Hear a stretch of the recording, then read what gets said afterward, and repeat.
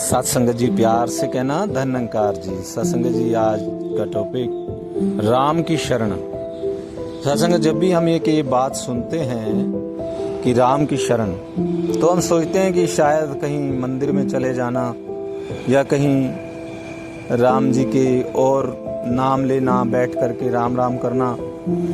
तो सत्संगत वो सब तो मुबारक है, लेकिन यहाँ पर जिस राम की शरण की बात की जा रही है सत्संगत, वो बाबा हरदेव सिंह जी महाराज अपने वचनों में कह रहे हैं कि गुरु पीर की मान रहे, गुरु पीर को मान रहे सब, गुरु पीर की माने ना, को और की के अंतर को ये कोई पहचाने ना। तो यहाँ पर इसी बात का जिक्र हो रहा है कि राम को तो माना जा रहा है, लेकिन राम की नहीं मानी जा रही। और ये राम की शरण है, यानी कि जो प्रभु के वचन है, जो समय के पैगंबर के वचन होते हैं, जो दिशा निर्देश होते हैं, जो उनके आशीर्वाद आ रहे होते हैं, उनको जीवन में लाना है। तभी सत्संगत ही आनंद की अवस्था बन सकती है। इसी को राम की शरण कहा है।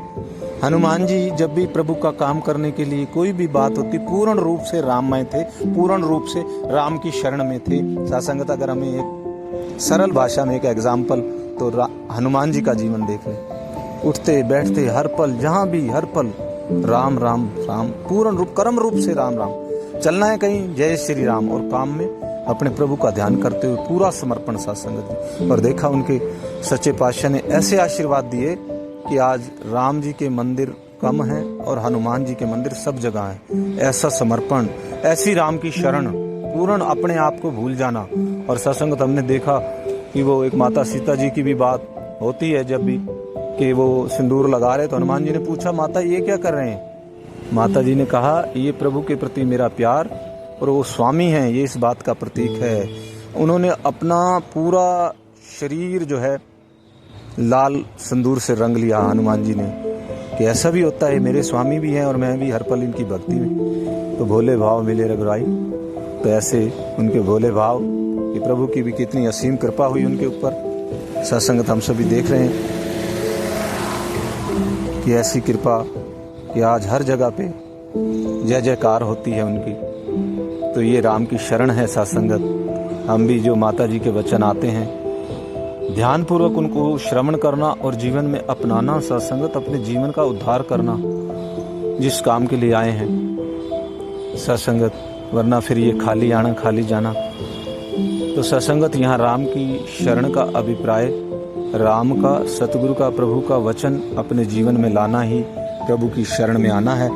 तो आओ सत्संगत अरदास भी करें, सच्चे पातशाह ये ब्रह्म ज्ञान की दात आपकी कृपा से आई, अब हम इस दात को आपके कहे अनुसार अपने जीवन में लाएं। जैसा ज्ञान आप हमको देना चाहते हैं वो ऐसा ही हमारी समझ में आए और ऐसा ही हमारे जीवन में आए, हम उसको अपनाते जाएं।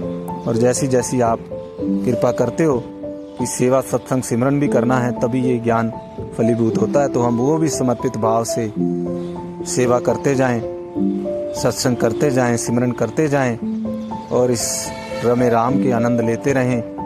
और सत्संगत जो गुरु के वचन साकार भी आ रहे हैं, उनको भी अपने जीवन में उतारें। और सत्संगत व्यर्थ के भ्रमों में ना पड़ें। भ्रम सारे समाप्त हो जाते हैं जब हम राम की शरण में आ जाते हैं, गुरु की शरण में आ जाते हैं। सत्संगत बाबा हरदेव सिंह जी महाराज ने स्लोगन भी दिया था कि ब्रह्म की प्राप्ति, ब्रह्म की समाप्ति। जब हम राम की शरण में आ जाते हैं, गुरु की शरण में आ जाते हैं, सारे भ्रमों की समाप्ति हो जाती है।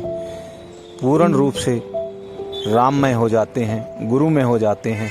ब्रह्मज्ञानी संत महात्मा हमेशा अपने गुरु की बात करते हैं, गुरु की बात पर चलते हैं, और सत्संगत इस भवसागर से पार हो जाते हैं, मुक्त हो जाते हैं। 84 लाख योनियों के गेड़े से बच जाते हैं, मुक्ति हो जाती है। जैसे हम सुनते हैं कि फला व्यक्ति ब्रह्मलीन हो गया, प्रभु के अंदर समा गया, जीवन मरण के चक्कर में नहीं आया, राममय हो गया, स्वयं प्रभु बन गया। तो आओ सत्संगत, ये जब होता है जब हम अपने गुरु के वचनों को अपना लेते हैं, गुरु की शरण में आ जाते हैं। ये तभी संभव हो पाता है सत्संगत। तभी महात्मा कहते भी हैं, जे सुख चाहे शरण राम की आजा। सांसारिक पदार्थों में सुख नहीं है, ये क्षणिक हैं। सत्संगत मनों में सुकून नहीं है, आज इतनी दौलत सबके पास, संसाधन, गाड़ियां, बंगले सब कुछ हैं, लेकिन मन का सुख नहीं है, सुकून नहीं है। वो सुकून राम की शरण में है। तो सत्संगत इसलिए संत जन, महापुरुष जन यही फरमाते, यही आशीर्वाद देते, यही दिशा निर्देश देते हैं, जे सुख चाहे शरण राम की आजा। प्यार से कहिए, धन निरंकार जी।